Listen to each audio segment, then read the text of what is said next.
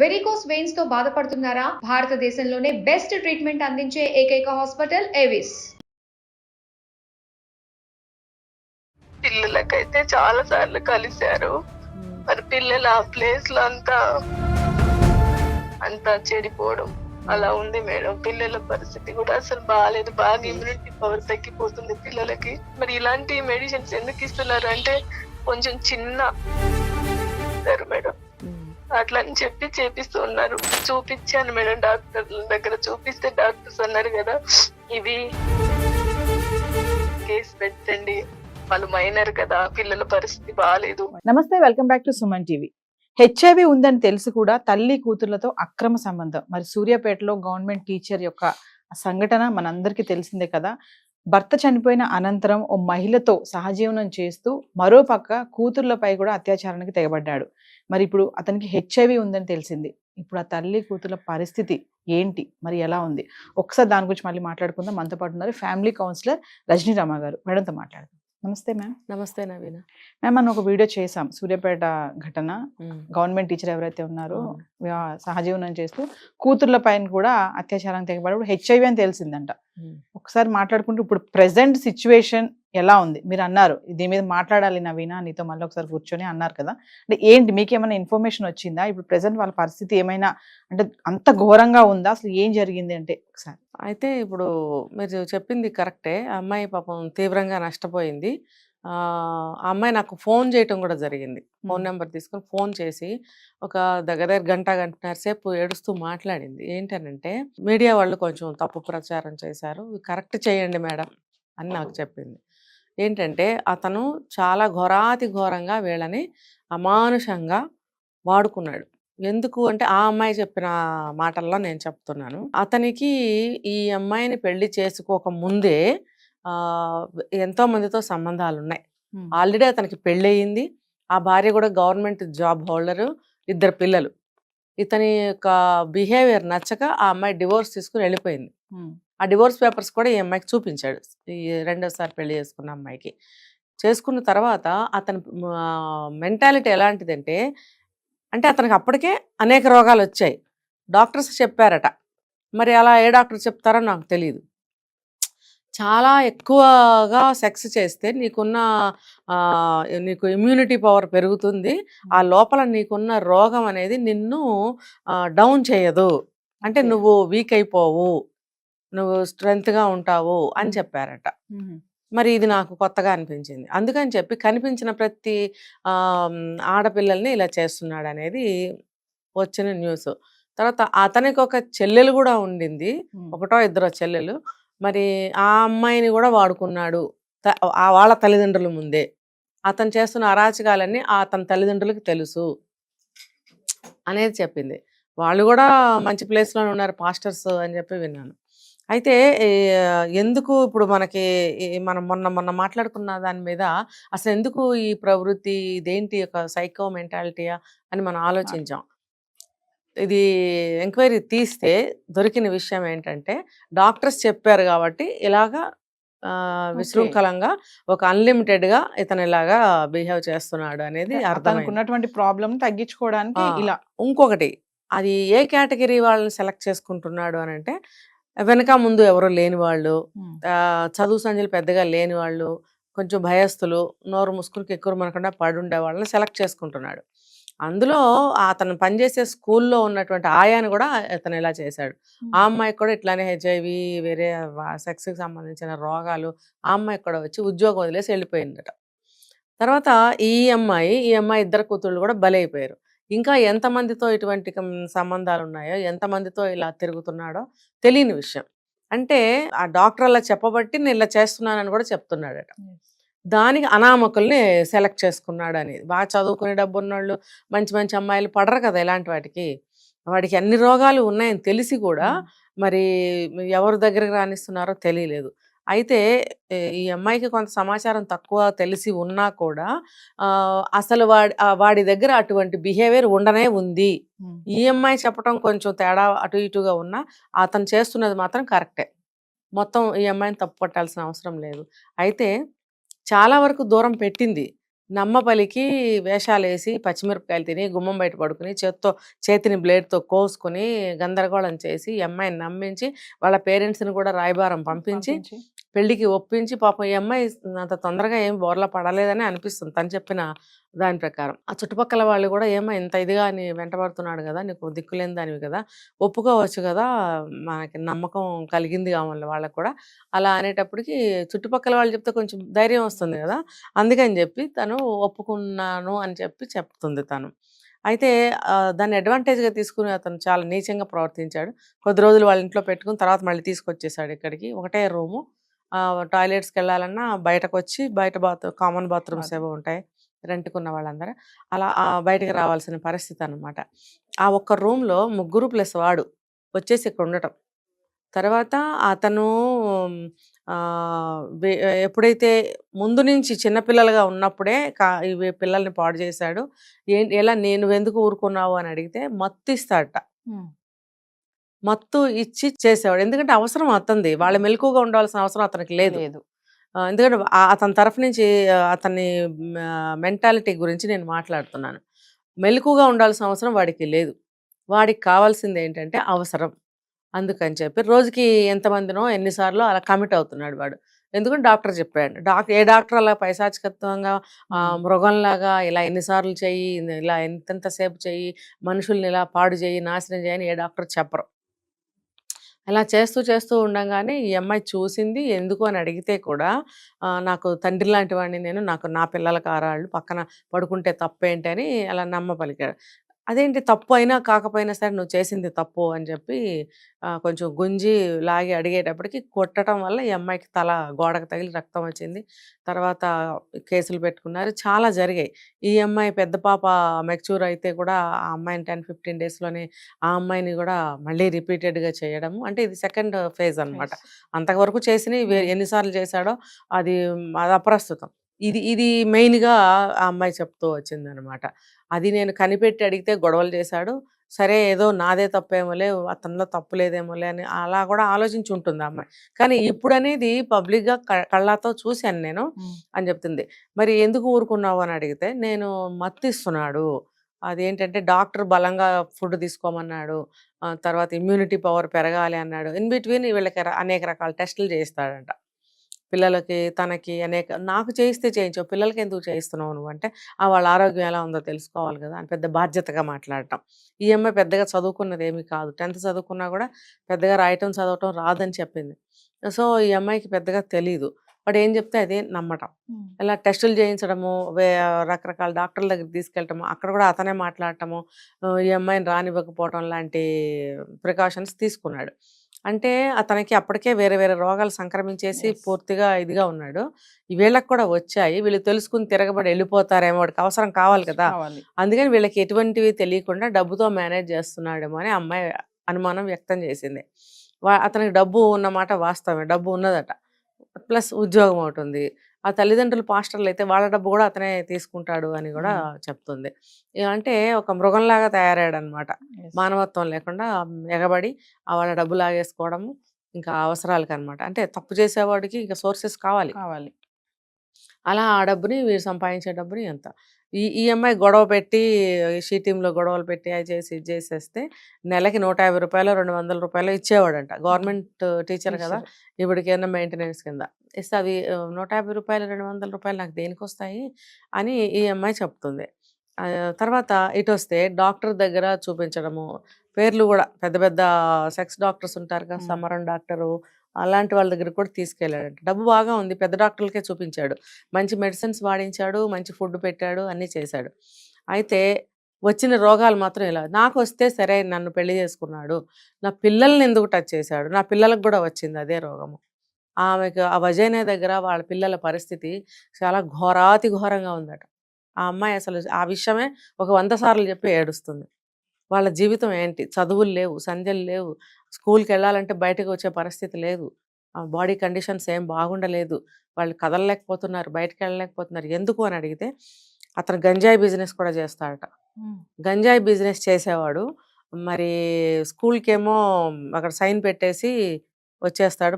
ఎవరో ఉంటారు కదా, వాళ్ళకి ఏదో డబ్బులు ఇచ్చేసి, డబ్బుకి ఎవరు లొంగని వాళ్ళు లేరు కదా, ఇచ్చి నేను సంతకం పెట్టేసి వెళ్ళిపోతే వాళ్ళు టీచర్ గారి పని మీద వెళ్ళారు, అటు వెళ్ళారు, ఏదో మేనేజ్ చేస్తుంటారు.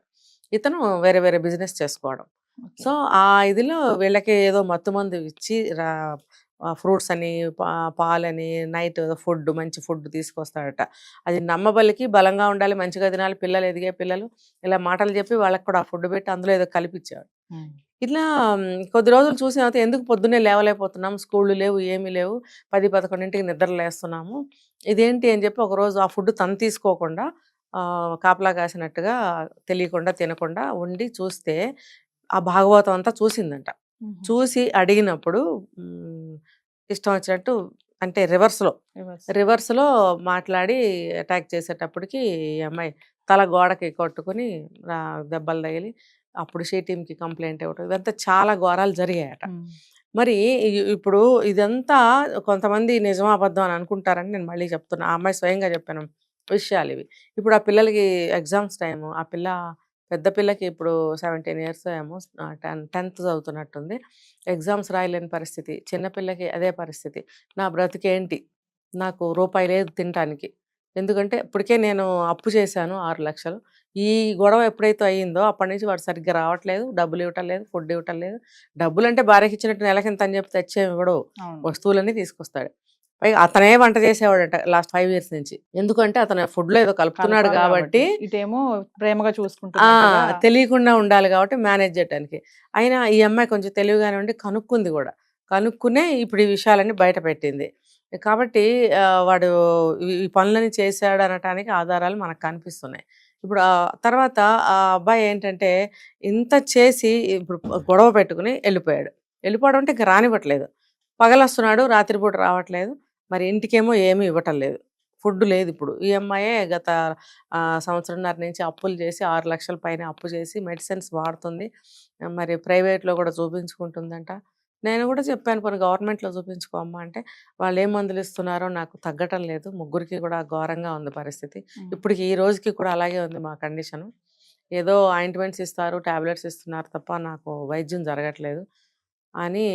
అప్పుడు అతను వదిలేసి వెళ్ళిపోయినప్పుడు 6 లక్షలు అప్పు చేసి వాటితోటి మేము ఇల్లు గడుపుకున్నాము, మందులకి వాడుకున్నాము అని చాలా వాపోయింది. ఇప్పుడు మనం ఆమె మాటల్లోనే మనం విందాం ఒకసారి. సో వ్యూవర్స్, మరి సూర్యాపేట ఘటనలో జరిగినటువంటి సంఘటనకు సంబంధించి బాధితురాలు ఎవరైతే ఉన్నారో మరి రజనీ రామ గారితో మాట్లాడడం జరిగింది. ఒక్కసారి మీతో కూడా మాట్లాడతాను, వ్యూవర్స్తో కూడా నేను కొంచెం మాట్లాడాలి, నా ప్రస్తుత పరిస్థితి ఎలా ఉంది, మా కూతుల పరిస్థితి, నా పరిస్థితి అని చెప్పేసి అమ్మాయి అంటున్నారు. మరి మేడం మనం ఇప్పుడు ఒకసారి కాల్ చేద్దామా? మరి తప్పకుండా వ్యూవర్స్ అందరికీ కూడా, పబ్లిక్కి నా కష్టం చెప్పుకుంటాను, ఎందుకంటే ఎవరికి తోచిన అభిప్రాయంలో వాళ్ళు ఉన్నారు కాబట్టి అసలు జరిగింది ఏంటి, నా కష్టం ఏంటి, నేను ఒకసారి చెప్పుకోవాలనుకుంటున్నానని కన్నీళ్లతో వేడుకోవటం జరిగింది. అందుకే ఒకసారి కాల్ చేద్దాం. సుమన్ టీవీ నుంచి మాట్లాడుతున్నాము. మేడం మీకు వందనాలు మేడం. థ్యాంక్ యూ అమ్మా, చెప్పండి. ఇది నాకు ప్రాబ్లం చాలా ఘోరంగా ఉంది మేడం. బాధపడకండి అమ్మా, చెప్పండి. అయితే మేము మాకు ఏ వ్యక్తి అయితే ఇలా చేశారో ఆ వ్యక్తి మీద ఎఫ్ఐఆర్ చేయించాం మేడం. చేయించినాక ఆయనకు చాలా రోజుల తర్వాత రిమాండ్ చేయలే మేడం. మొన్న చేశారు 2 days బ్యాక్. ఇప్పుడు మేము చాలా సీరియస్ కండిషన్ లో ఉన్నాం మేడం. ఫుడ్ లేక, రెంట్ కి అమౌంట్ కట్టలేక, పిల్లలకు హాస్పిటల్లో చూపించలేక చాలా సీరియస్ లో ఉన్నాం మేడం. మేము మమ్మల్ని ఎవరైనా ఆదుకోవాలని నేను అడుగుతున్నాను మేడం. హెల్త్ ఎట్లా ఉందమ్మా ఇప్పుడు? సీరియస్ ఉంది మేడం పిల్లలకి. నాకు మరి వైద్యం చేస్తున్నారా మీకు? ఎట్లా ఉంది? మందులు ఏమన్నా? ప్రైవేట్ హాస్పిటల్లో చాలా 2 years 3 years చూపించాను మేడం పిల్లలకు. నాకు చూపించి చాలా అప్పులు అయ్యాం మేడం. మరి అతను ఏమన్నాడమ్మా ఇంతకు ముందు జరిగిన గొడవల్లో గానీ, ఇప్పుడు హెల్త్ కండిషన్ ఇట్లా ఉంది కదా, మరి ఆయన పట్టించుకోలేదా? అప్పుడు ఆయనే ట్రీట్మెంట్ చేయించాడు మేడం. పెద్ద పెద్ద హాస్పిటల్ తీసుకెళ్లి అడ్మిట్ చేసేది అవసరం అవుతుంది కాబట్టి. అవును మేడం. అయితే ఎందుకు చేపిస్తున్నారు మాకు ఇట్లా అని అంటే, మీ హెల్త్ గురించి నేను మంచిగా పట్టించుకుంటున్నాను, మీ హెల్త్ గురించి నేను చూసుకునే బాధ్యత ఉంది అని అంటున్నారు. అయితే మరి ఇలాంటి మెడిసిన్స్ ఎందుకు ఇస్తున్నారు అంటే, కొంచెం చిన్న హెల్త్ ప్రాబ్లం అని చెప్పారు మేడం. అట్లా అని చెప్పి చేపిస్తూ ఉన్నారు. ఇప్పుడు మీ పిల్లలకి కూడా ఏవేవో టెస్టులు చేయించాడని చెప్పారు కదా, మరి వాళ్ళకి కండిషన్ ఏంటి? డాక్టర్స్ ఏం చెప్పారు ఆ పిల్లల గురించి? పిల్లలకైతే చాలా సార్లు కలిశారు. మరి పిల్లలు ఆ ప్లేస్ లో అంతా నల్లగా అయ్యి అంతా చెడిపోవడం అలా ఉంది మేడం. పిల్లల పరిస్థితి కూడా అసలు బాగాలేదు. బాగా ఇమ్యూనిటీ పవర్ తగ్గిపోతుంది పిల్లలకి. డాక్టర్స్ వాళ్ళు కన్ఫర్మ్ చేశారమ్మా? చూపించాను మేడం, డాక్టర్ దగ్గర చూపిస్తే డాక్టర్స్ అన్నారు కదా, ఇవి మేము అట్లా చేయకూడదమ్మా, మీరు కేసు పెట్టండి, వాళ్ళు మైనర్ కదా, పిల్లల పరిస్థితి బాగాలేదు. వాళ్ళ వయసు ఎంతమ్మా పిల్లలకి? పెద్ద పాపకు 17 years, చిన్న పాపకు 15 years మేడం. ఇది ఒక 10 సంవత్సరాల నుంచి ఈ కాండ సాగిస్తున్నాడా? 12 years అయింది మేడం, 11-12 years అయింది. అయితే ఒక 6 years దాకా నన్ను అట్లా నమ్మించుకుంటా వచ్చారు మేడం. నాకేం అర్థం కాకపోయేది. అంటే ఆయన గంజాయి తాగుతాడు మేడం, బాగా తీసుకుంటాడు. అయితే అది ఆ మత్తులా మళ్ళీ మాకు కూడా ఆ మత్తు ఇచ్చేసి పిల్లలకు నాకు కనుక స్పృహ ఉంటే నేను ఇలాంటి పరిస్థితి జరగనీయకపోయేది మేడం. అప్పటికే నేను చాలా స్ట్రిక్ట్ గానే ఉన్నాను. కానీ అలా జరుగుతుందని అసలు అనుకోలేదు మేడం. ఇక్కడ ఓనర్స్ రెంట్ ఖాళీ చేయమంటున్నారు, మీకు రోగాలు ఉన్నాయి కదా, మీ రూమ్ ఖాళీ చేయండి అంటున్నారు. 5-6 months నుంచి రెంట్ కట్టలే, ఇంట్లో ఫుడ్ లేదు, ఏమీ లేదు మేడం. 6,25,000 రూపాయలు పిల్లలకి హాస్పిటల్ ట్రీట్మెంట్ చేయించలే. మరి ఎవరిని మీరు ఆశ్రయించలేదా సహాయం చేయమని? ఇక్కడ ఎవరిని అడగాలో కూడా నాకు తెలియదు మేడం. అంటే ఈ కేసు ఇట్లా జరుగుతుందని అందరికి తెలుసు, కానీ ఎవరు రాలే మేడం, మాకు హెల్ప్ చేయాలని ఎవరు రాలే. మేమే ఇప్పుడు 1 month నుంచి ఇంట్లో నుంచి బయటికి వెళ్ళట్లే మేడం. చాలా సార్లు చచ్చిపోదామని అనుకున్నాం. మరి ఈ విషయం మీద పిల్లలు ఏం మాట్లాడుతున్నారు? వాళ్ళు భయపడుతున్నారు. మాకు ఇంత పెద్ద ప్రాబ్లమ్స్ వచ్చాయా అని వాళ్ళు బాగా డిప్రెషన్ లో వెళ్ళిపోయారు పిల్లలు. అయ్యో, చాలా ఇబ్బంది పడుతున్నారు మేడం వాళ్ళు కూడా. అమ్మా మీరు బాధపడకండి, ఇప్పుడు తోచినంత సహాయం మీకు అందుతుంది. పిల్లల విషయంలో ట్రీట్మెంట్ విషయంలో కూడా నాకు సహాయం చేయాలని అడుగుతున్నారు. నేను కాదు, నా బతుకు ఏదో అయిపోయింది, కానీ పిల్లల బతుకుల కోసం వాళ్ళని కాపాడుకోవాలి, వైద్యం చేయించుకోవాలి మేడం. పిల్లలకి వాళ్ళకు మంచి మంచి ఫుడ్ పెట్టాలంట, వైద్యం చేయించాలి మేడం. ప్రజల నుండి కూడా సాయం కోరుతున్నాను మేడం. నేను గవర్నమెంట్ ప్రభుత్వం గురించి కూడా నేను సాయం కోరుతున్నాను మేడం. మాకు మీరు తప్ప ఎవరు దిక్కు లేరు మేడం, మీరే ఆదుకోవాలి మేడం. అమ్మా మీరు బాధపడద్దు, ఇప్పుడు అందరూ వింటారు కదా, ఇది ప్రోగ్రామ్ చూస్తారు, వింటారు. అంత కరడుగట్టిన హృదయాలు చాలా మందికి ఉండవు, మంచి హృదయాలు ఉంటాయి. అలాంటి వాళ్ళు దాతలు ముందుకు వస్తారు, మీకు సహాయం అందుతుందమ్మా. మీరేం దిగులు పడకండి, పిల్లలకి మంచి ఆహారం పెట్టడానికి ప్రయత్నించండి. ఉన్నంతలో వాళ్ళని ఆరోగ్యవంతులుగా మీరు తీర్చిదిద్దండి. వీలైనంతలో మీరు గవర్నమెంట్ హాస్పిటల్స్కైనా అప్పటి వరకు వెళ్ళి ట్రీట్మెంట్ తీసుకోండి, పిల్లలకు కూడా ఇప్పించండి. మీరు ధైర్యంగా ఉండండి, బాధపడద్దు, భయపడద్దు, మీకేమీ కాదు. ఆ మృగానికి శిక్ష ఎలా పడాలి ఏంటి అనేది చూసుకుంటారు పోలీసు వాళ్ళు, కోర్టు వాళ్ళు. అది పాపాత్ములకి ఎప్పుడైనా సరే శిక్ష పడుతుంది, మీరేం బాధపడకండి. సరేమ్మా? సరే మేడం. ఓకే, మీరు బాధపడకండి. Okay madam. మేడం మరి ఆవిడ వాయిస్ వింటే అసలు చాలా బాధాకరమే. మరి చెప్తున్నారు పిల్లలు ఇద్దరు కూడా ఏం చెప్పలేని పరిస్థితి, ఏం జరిగిందో వాళ్ళకు కూడా తెలియదు. ఎవరిని ఇలా అడిగే పరిస్థితి లేదు, రెంట్ కూడా ఉండనివ్వట్లేదు, మమ్మల్ని బయటకు పంపించేస్తున్నారు, ఖాళీ చేయమన్నారు, అప్పుల్లో ఉన్నామని కూడా చెప్తుంది ఆవిడ.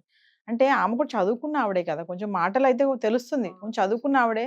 సరే మహిళలు ఏదైనా ఇలాంటి విషయాల్లో పడడము సరే తన వరకు అయితే బాగుండేది, పిల్లల వరకు కూడా అది రీచ్ అయిపోయి ఇప్పుడు వాళ్ళ పరిస్థితి ఘోరంగానే ఉంది.